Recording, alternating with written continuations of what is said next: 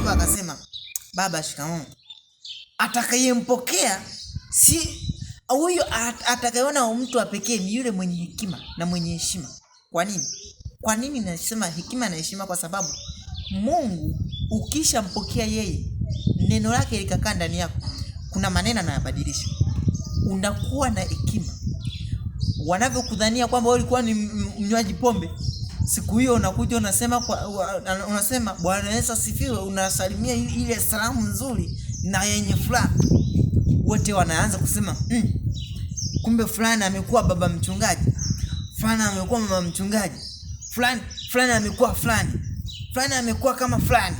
Hiyo ndio ni vizuri utolewe mfano kwa watumishi wa Mungu kuliko kutolewa mfano kwa watu ambao hawahesabiki katika Mungu. Wapo watu ambao hawahesabiki katika Mungu. Uweze kuniambia kwamba mtu unatoka hapo unamtukana mtu, sijui unafanyaje, mfano unatenda dhambi, alafu niambie kwamba wakutolee mfano kama huo wakati wewe umempokea Mungu au umempokea Yesu, na wakati wewe unanena maneno mazuri ya Mungu. Hicho ni kitu ambacho hakipo. Yale yote yanatokana pale unapomwambia Mungu, mimi ninataka upekee wa msamaha. Wapo watu wanaotaka upekee wa msamaha. Wapo watu wanaopenda upekee wa msamaha. Wapo watu ambao wanatamani kile kitu ulichonacho wewe wengine wakipate.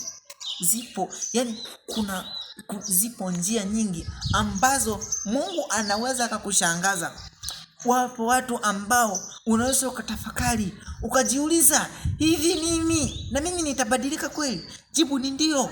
Mungu anaweza kukubadilisha. Yeye anakujua hata ukiwa tumboni mwa mama yako. Yeremia anamwambia Mungu, anaanza kujitetea kwamba sijui kuhubiri wala sijui kuongea, lakini Mungu anamwambia hivi, ninakufahamu hata ukiwa tumboni mwa mama yako. Ninakufahamu hata kabla hujaumbwa. Yani ina maana kabla hajatumba. Mungu anatujua. Yesu anatujua kwa sababu yeye damu yake aliacha vitu vyote mbinguni. Kiti cha enzi alikiacha, lakini akaja kwa ajili ya kutuokoa sisi. Basi mimi kwanza nitoe shukrani kwa wale wanaonifuatilia na kwa wewe unayenifuatilia, lakini pia ni kushauri ya kwamba ujumbe huu usikae nao, share kwa mwingine, umwambie, tueneze injili, kwa sababu hizi ni siku za mwisho. Kitu cha kwanza. Lakini pia kitu cha pili, kuna mwingine anakitaka hicho ulicho nacho. Kuna mwingine anakitaka, kuna mambo anayahitaji kutoka kwako. Basi jifunze, alafu anze kumfundisha. Lakini pia kuna familia zinataka hiki kitu ulicho nacho. Jifunze, alafu waambie. Mimi nakuhakikishia, kwa sababu hakuna chochote kinachomshinda Mungu. Usianze kwa mwanadamu, anza kwa Mungu. Nataka nitoe mfano wa mwisho. Kipindi nasoma, nilimwambiaga mchungaji nilipokuwa nasomea. Mchungaji nikamwambia, mchungaji, mimi ninaomba unisaidie kiasi fulani cha fedha. Akaniambia hivi, kama ni matumizi ya sabuni nini? Akasema matumizi yote nitakupa, na kila kitu nitakupa, na utakachokitaka chochote nitakuwa nakupa.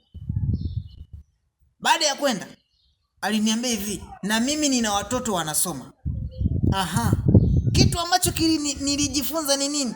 Kumbe nilimtegemea mchungaji baada ya kumtegemea Mungu.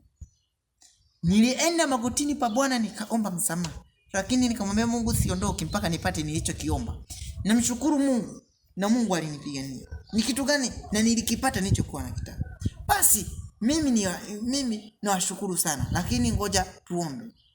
Baba yetu na Mungu wetu, nakushukuru kwa neno la leo. Asante Mfalme wa amani, kwa sababu wewe ulikusudia ili hiki tulichokipata tukipate. Mungu, tuwezeshe rohoni Bwana, ili tuweze kukuelewa zaidi na zaidi, maana wewe unatujua kabla hatujaumbwa. Asante Mfalme wa amani na utukufu, na jina lako liinuliwe. Katika jina lako Bwana, Mwokozi wa maisha yetu, naomba na kuamini. Amen.